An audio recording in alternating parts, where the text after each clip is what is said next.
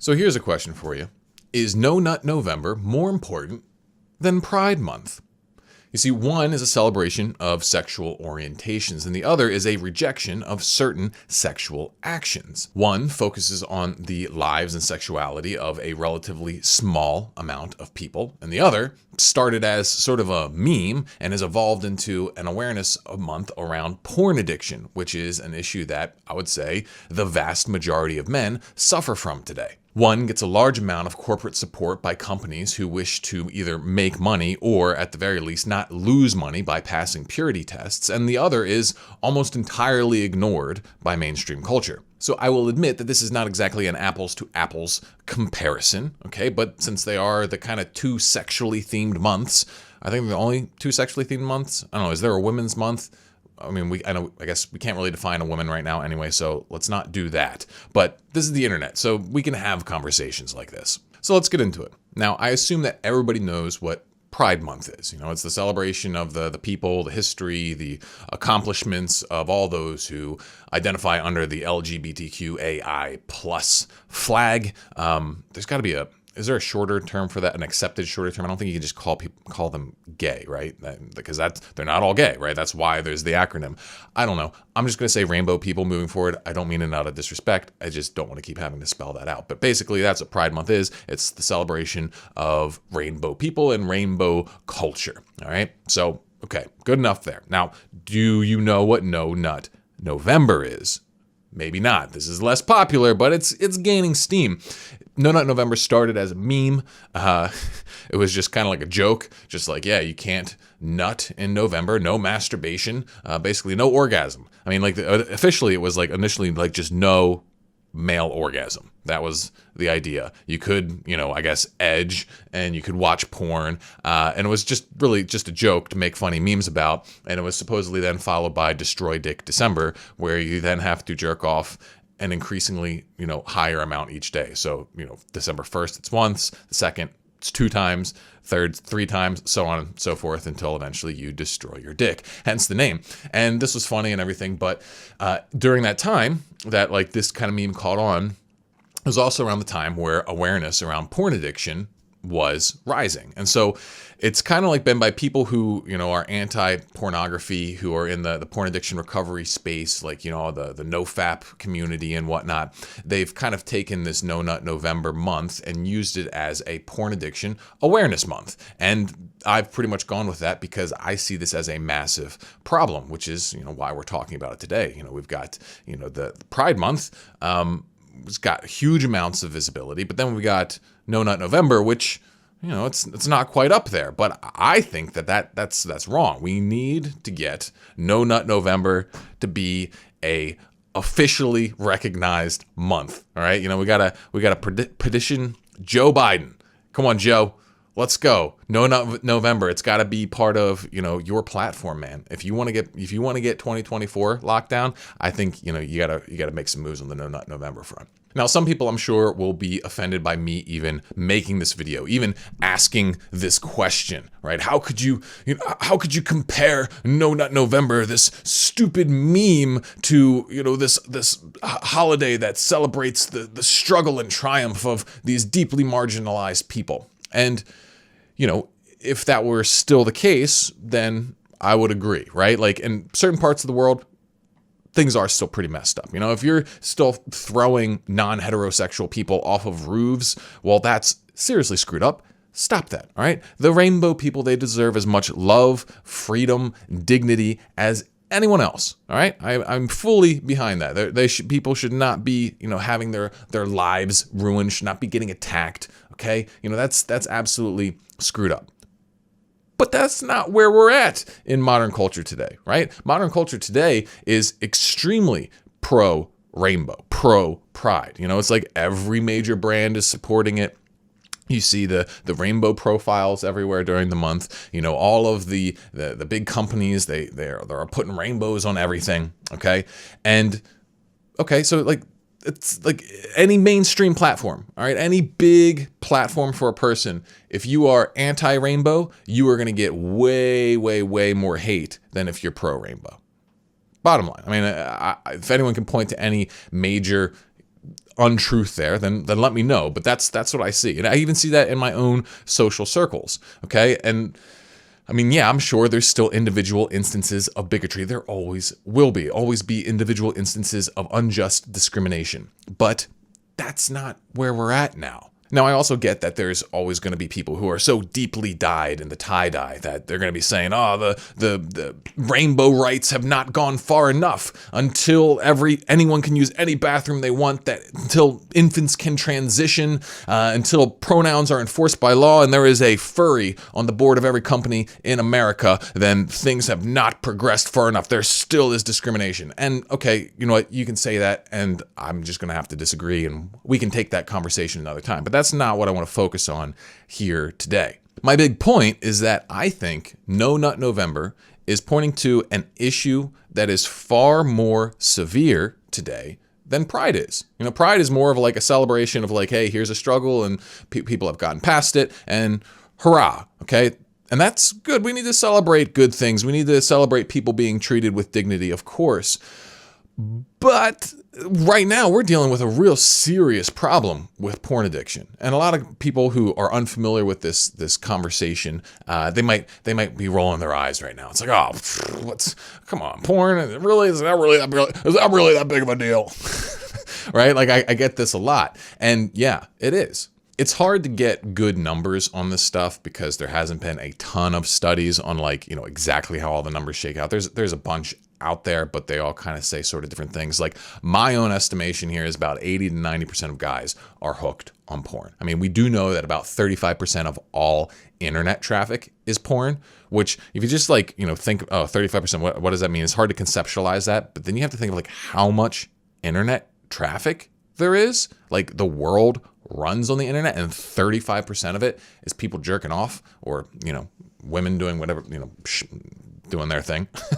And that's crazy. Like if you think about it in terms of like road traffic with cars, that's 6 out of every 20 cars you see on the road is about porn. Right?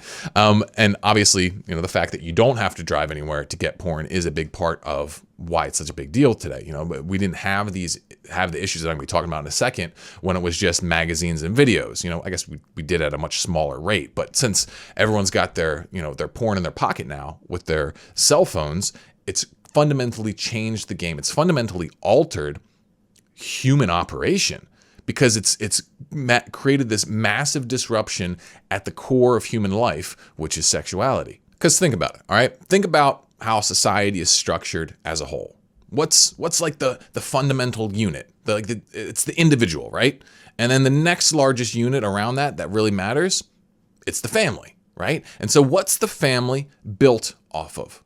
Well, it's built off of the sexual relationship between, typically, a man and a woman. This is at least the family unit that reproduces and makes more people, right? Which is, I think we can argue, is a very, very important thing. And so when you mess with the sexual relationship at all, then you are going to have massive ripples throughout society. And that, in many ways, is what we are seeing. You can see sexuality at some of the most important issues of our time, all right? Like divorce rates, skyrocketing divorce rates. Pornography is playing a part in all of that. Abortion. What's at the heart of that? Oh, it's sexuality, right? It's like what people choose to do sexually. And I believe that pornography, it adds to this idea that sexuality is a toy. It's something that you can play with. It's something that doesn't really have consequences until it does, right? In the case of an abortion, it's like, hey, we had sex, generally, outside of the rape scenario, which accounts for such a minute fraction of abortions, a massive amount of it's just because people wanted to have recreational sex and they didn't want to get pregnant. They just wanted to have the fun part. They just wanted to have the playtime. And when you're constantly using pornography, it makes you think, oh, that's my sexuality's for. It's for play. Okay. And when you mess up that, when you make sexuality something that is not really about true intimacy, not really about true bonding, well, that's where all the divorce rate stuff comes from. The divorce rates of couples who don't have sex before marriage are so much lower than the people who go otherwise, because I think there is a fundamental bonding, a pair bonding mechanism. It's a neurochemical thing. All right. What we learned growing up in, Catholic school was that the pair bonding mechanism is kind of like a sticker. All right. If you take a sticker and you stick it on something, it sticks pretty well. But if you take it off and then you put it back on, and you take it off and you put it back on, take it off and put it back on, basically having a lot of sexual partners, eventually that pair bonding mechanism doesn't work as well. And so, I think that's a big reason behind the issues that people are facing in divorce. Okay. And I also think that it plays a big role in why people are having so much trouble finding relationships. Even there are so many people out there today who aren't getting married, who want to be, or they're putting it off super long time because they want to make sure that they can focus on this, that, or the other, because they can jerk off on the side. Women can sleep around. Like there is a devaluing of sexuality, and pornography commoditizes all of this. Okay. And obviously then there's this bigger issue that comes from all of those things, which is potential population collapse. But I don't want to get into all of that. But like all of these things are kind of connected to it. But it goes deeper, right? It goes down into the individual issues that people face who struggle with pornography. Okay. And in order to understand this, you got to understand, like, porn is basically a status simulation, particularly for men. It's simulating the status of having reproductive success, right? Every time that a guy is bringing up a bunch of tabs of pornography, he's basically pretending like he is the big king. He's the grand poobah who's got a harem of women who are ready to serve him. And there's a little part of his brain that then lights up in this scenario. There's a little primal part that's not smart enough to know that this is fake, right? That's the whole thing. A part of your brain can't tell it's fake, which is why it works. Otherwise, your brain wouldn't treat it as a sexual experience. But we trick this primal part of our brain into thinking that we're having this peak sexual experience with all these hot women, or even just one super hot woman, or just, whatever it is. And you have this status simulation. Your brain gets real excited. It's like, hey, we're doing what we're supposed to do. We're passing on our genes. And it releases all of this dopamine. Okay. But the thing is, this is a completely unnatural hyperstimulus. This is something that our brains did not evolve for. In 10 minutes of online porn browsing, your brain can see more potential mates than our hunter-gatherer ancestors could have seen in their entire lifetime. Okay, it's kind of like porn is like the sexual analog of the hyper-palatable junk food of today. The junk food of the fast food, the candies, those, chemically engineered in a lab, like treats that you can't stop eating. You just gotta keep going. Like, same kind of thing. It's like our brain didn't evolve to deal with this kind of stuff, so people have self-control issues with it. And then when they binge on it, the negative consequences can be brutal. You binge on junk food, you're going to have all kinds of health problems. You binge on porn, you're going to have all kinds of other problems. Okay, so like, for example, erectile dysfunction rates are crazy high. I think I saw a study. It was like, in 1995, there was like 155 million people struggling in the world with erectile dysfunction. And then by 2025, it's projected it's going to be like 320 million. It's like more than doubled, which is insane. I saw another study that was talking about how like erectile dysfunction for men under the age of 25, like back in the early 1900s, it was like 1% or something like that or less. But now it's like almost 20%, which is freaking nuts, especially since not all people who are addicted to porn, like they don't necessarily have erectile dysfunction issues. Like me personally, when I struggled with porn, I didn't have that. I had other issues. I had massive issues with my ability to focus, my ability to be self-motivated, because when you're bombarding your brain with this status simulation, releasing all this dopamine, all of a sudden, all the other pleasures in your life, they start to become less valuable. They start to get duller, because it's kind of like, if you stare at the sun constantly and then you go into a dimly lit room, you might have beautiful, artwork on the walls, but you won't be able to see it. You won't be able to appreciate it because your eyes are just so overstimulated. This is what happens with all of life, okay?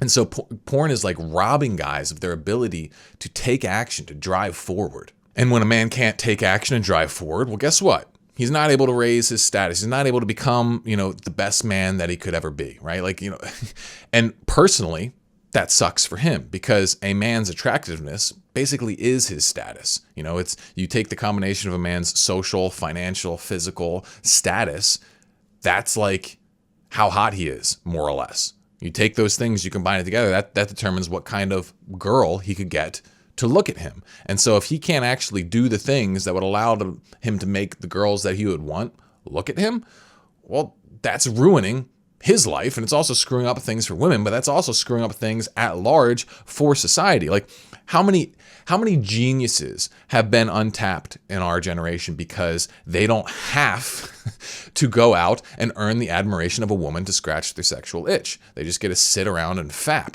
And it doesn't even like satisfy them. It just numbs the pain, right? It just numbs the pain.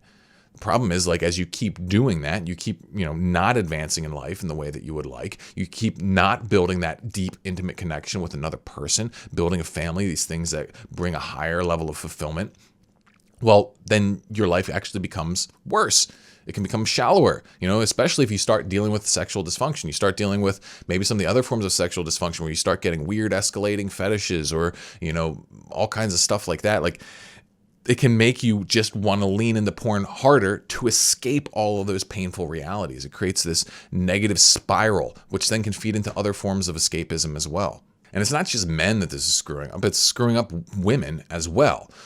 Now, there's been an increase in the number of women who are in like the porn addiction recovery communities and stuff. Like, I know like nofap.com, like that has a whole section dedicated to women who struggle with porn, that sort of thing.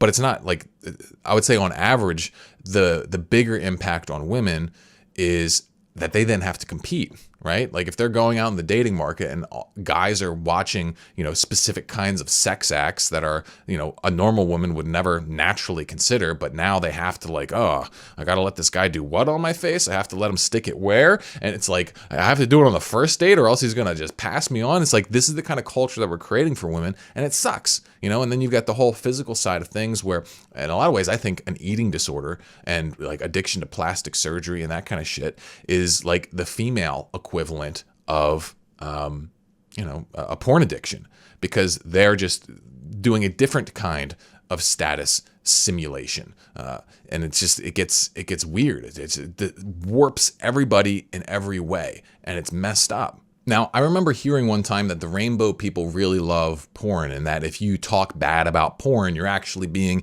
anti-LGBTQAI. And that didn't make any sense to me at first. I'm like, what do they have to do with each other? And then I heard the explanation that, well, back when it wasn't as okay to be rainbow, that like the only way people could find acceptance was through pornography. The only way they could find and understand their own sexual interests was through pornography. And so they have an affinity for it. But the thing is, like, even if that's where you found some validation for, your sexual desired and chosen or inborn sexual expression, whatever it is, if you see that, okay, you see porn as something that validates that, it doesn't change the fact that it's still not a good thing for you.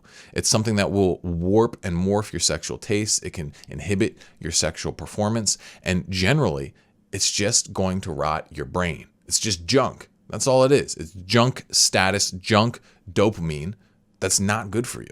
And so my hope is that we can take No Nut November, we can turn it into the anti-pornography month. We can turn it into the quit porn addiction month, because if you do this, it will transform your life. I remember Alexander Rhodes, the creator of NoFap, one of the things he was really fond of saying is that he has never seen anything where the changing of just one variable has led to such a wide, sweeping amount of positive impact in a person's life. And there are thousands and thousands of reboot accounts. You go through a porn reboot, you quit for 90 days, hard mode, no sexual stimulation is the best way to do it. And you will reset your brain, you will reset it to your natural sexuality, you will reset your dopamine levels a lot. You will see a tremendous, tremendous transformation in your life. And all you got to do is try it.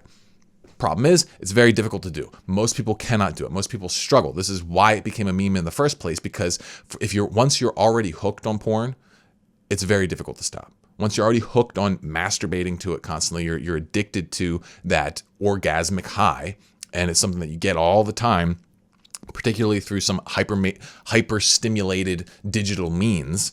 It's very difficult. Most people fail at it. And this is what I've made a living doing for about the last decade, is helping guys actually quit porn. I've helped thousands of guys quit porn. They've gone through my programs. I've one-on-one coached. I do it all. And so if you're interested in quitting and you want some of my best stuff, well, I got a bunch of stuff on YouTube. You can check out a bunch of playlists, my sexual self-mastery series. But if you want kind of the best stuff, you want to kind of cut just to the heart of it, well, then I want you to check out my Manhood Mastery training, which you can get by clicking the link in the description. All right. And if you just watch that totally free, you will learn some of the best things that you can learn in terms of quitting pornography. And so I would love to help you out with that. Let me know in the comments if you are quitting porn this month, if you are doing No Nut November. And for all those people out there who are saying, okay, Mark, I hear you on all this stuff. Porn's bad, but you shouldn't be making a video like this. Basically, you're comparing, you're asking whether an addiction is more important than a marginalized group of people. That's like having a conversation about whether the opiate epidemic is more important than Black History Month. And you know what? I agree with you. Maybe this was in poor taste, but I thought it was an interesting conversation. And really, it gave me a chance to talk about No Nut November, which gave me a chance to talk about you got to quit porn, because you do. All right. And if you do, your life will get better. I promise. And if I'm going to be real with you, it might get a little bit worse at first. And if you need if you need help getting through that little part where it's tough, where it's challenging, where you're dealing with withdrawal symptoms, well, that's what the Manhood Mastery training is for, and all my other content. So click that link. Ooh, yop. See y'all on the next one.